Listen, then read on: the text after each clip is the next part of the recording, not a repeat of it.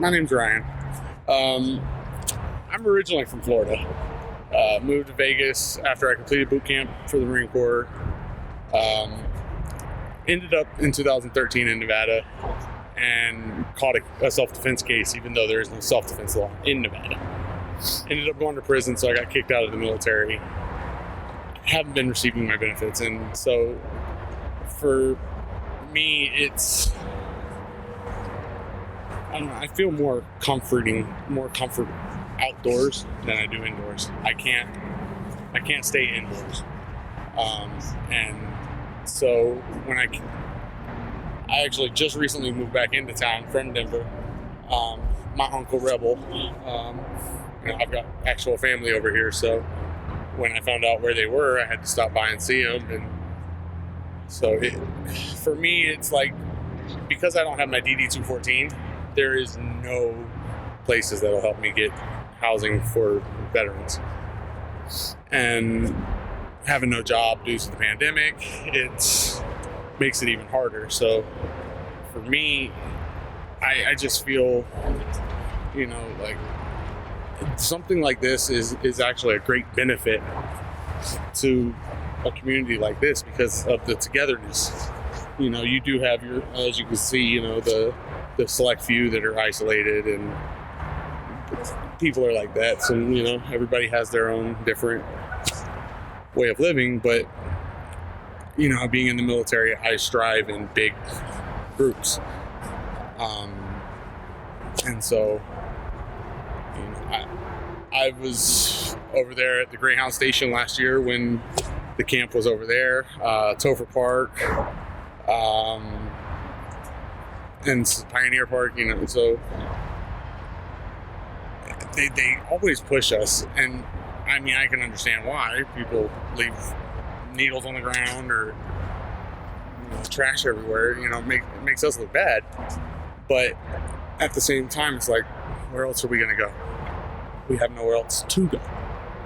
So y'all are just going to keep pushing us and pushing us and pushing us. That's not fair. I actually work with the nonprofit organization Nomad Alliance. Nomads Alliance. Yacindia is their CEO. She's got me on her medical staff because of the military, and so I try to offer. And this is where, like my mom said, the kind versus nice comes into play. Kind to me, because everybody has their own definition of different things. Kind to me is, I see you're struggling. Let me give you something. Maybe later on I might need something. Nice, I don't want nothing for it here. I grew up on a horse farm, so country boy.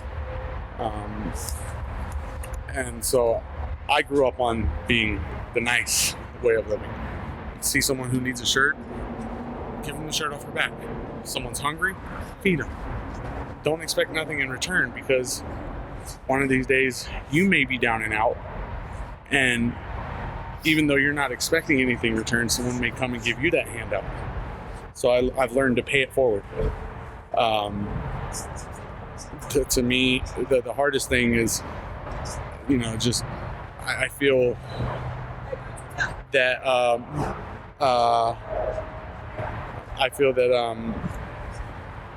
a lot of the homeless population, a good amount of them is veterans or mentally ill, and that's not fair to them. It's definitely not fair to me. I fought in Afghanistan, I fought in Iraq, Kuwait, Libya. I was a POW. I fought for this country, and yet here I am still getting screwed. I shouldn't have to be living outdoors, even though I like to. Especially because I just had a baby July 8th, and she's at the family shelter with her mom. I can't. I don't know. I feel if more camps were like Camp Pioneer, with their togetherness and the leadership.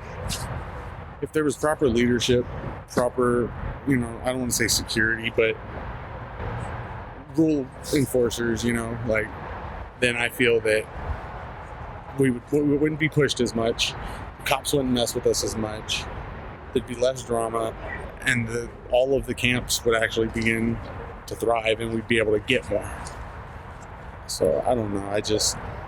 It seems like this camp kind of started off with people from inside the community starting that, though, instead of the outside push to create that structure. This camp is more, it's from the inside. You guys created your own structure and said, this is who we want to be, and went from there. Yeah. Does that make sense? Yeah, and that's actually correct, because why rely on an outside source to come in, start something, just to turn around and leave? That doesn't make sense. Like, I'd rather have someone who's older, wiser, knows what they're doing, has been through this crap so many times that they're as fed up with it as I am. And, you know, even though we're not armed to the teeth with rifles and pitchforks and shit, like, our forefathers made the amendment to form a militia when we felt that law enforcement or the government was becoming too powerful. Well, I'd say they've become pretty powerful to the point where they're screwing everybody. So I kind of see this as like a little militia, a way of telling the government, screw yourself. That's fair. So you said something about your DD-214 earlier. How hard is that to get a hold of? For me, because I was 1st Marines, which was Special Forces, I have to send off all the way to the Marine Corps Department of the Headquarters Department of the Marine Corps Personnel Division in Quantico, Virginia. I've sent in mail request forms. I've sent in phone calls only to receive voicemails, never to get a call back. So it's pretty hard for me. A lot of people, their DD-214s are just at their local VAs. For me, it's not that easy. I do have some people that are trying to help me work on getting it. It's just... So in the meantime, you're kind of like, you're stuck. Have you been looking for a job? Or? I actually had a job interview at the Ramada the other day for a bartender position, because I went to school for bartending and mixology. So they're just waiting on their final fire inspection to go through and get their liquor license. And I'm pretty sure I got that job. My street mom, she knows the manager at the McDonald's on 21st. All I got to do is go up there and I can have a job that day. So I've been looking. Definitely. You ever had any problems getting jobs, though, because you were homeless? Or? Not because I was homeless, but because of my crime in 2013 for the self-defense thing. I got charged with voluntary manslaughter with the use of a deadly weapon for defending myself.